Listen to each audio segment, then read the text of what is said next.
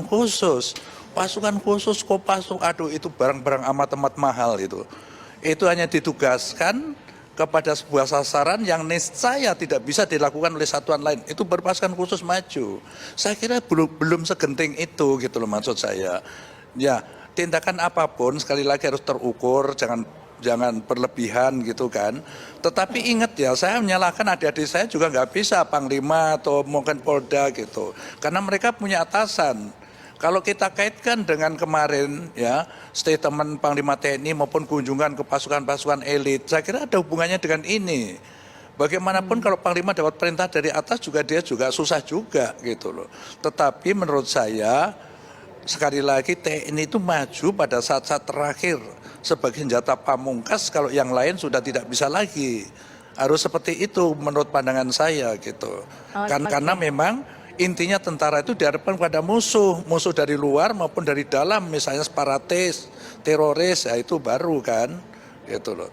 Bang Rizal, apa yang tadi dikatakan oleh Bang Yos bahwa TNI ini merupakan senjata pamungkas sehingga apa yang dilakukan instansi tidaklah bisa berhasil, akhirnya TNI pun turun tangan. Ya, jadi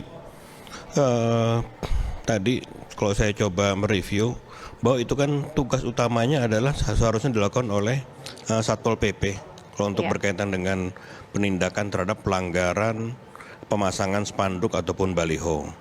Kemudian apabila Satpol PP tidak diindahkan dan kemudian tidak sanggup untuk melakukan penindakan, maka tentu ada aparat kepolisian. Dan aparat kepolisian ini memiliki kewenangan untuk melakukan penegakan hukum dan juga melakukan penertiban terhadap pelanggaran. Nah, sekarang apakah aparat kepolisian sudah tidak sanggup untuk mengatasi hal tersebut? Saya belum melihat bahwa aparat kepolisian sudah tidak sanggup. Tetapi kenapa kemudian dikerahkan dari aparat Koopsus kalau nggak salah itu? Kalau lihat dari mobil yang datang ke Petamburan. Nah, sepengetahuan saya, Koopsus ini adalah suatu gabungan pasukan elit dari 3 matra. Ya, ini dari Detasemen Bravo, Angkatan Udara, dari Denjaka, Marinir, dan kemudian dari Gultor, Kopassus. Nah, ini yang sepengetahuan saya punya catatan adalah bahwa pasukan Koopsus 3 matra ini pernah diturunkan pada saat melakukan penjejakan dan kemudian pembebasan terhadap kapal yang dibajak di Somalia. Sinar Kudus. Nah, ini apakah penurunan baliho ini setara gitu loh dengan mengenangani kapal Sinar Kudus yang dibajak pirates di Somalia? Kan tidak begitu loh. Apakah sudah seperti itu? Nah, sekarang apa dasarnya dalam membuat suatu keputusan sehingga akhirnya ditetapkan Koopsus untuk melakukan penindakan seperti itu?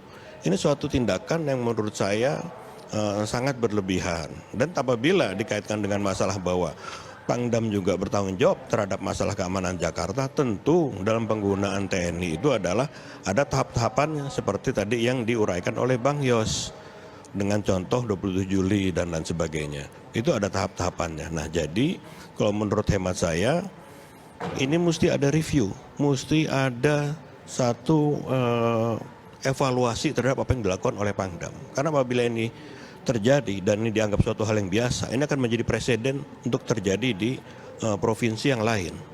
Dan kemudian juga menjadi presiden terhadap reformasi di sektor keamanan. Apakah reformasi TNI ini akan setback kembali? Gitu. Apakah TNI ini mau ditarik lagi untuk berperan secara multi role? Gitu loh. Tentu kan tidak.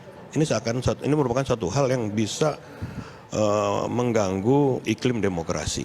Sangat disayangkan penggunaan kembali TNI untuk melakukan hal seperti ini.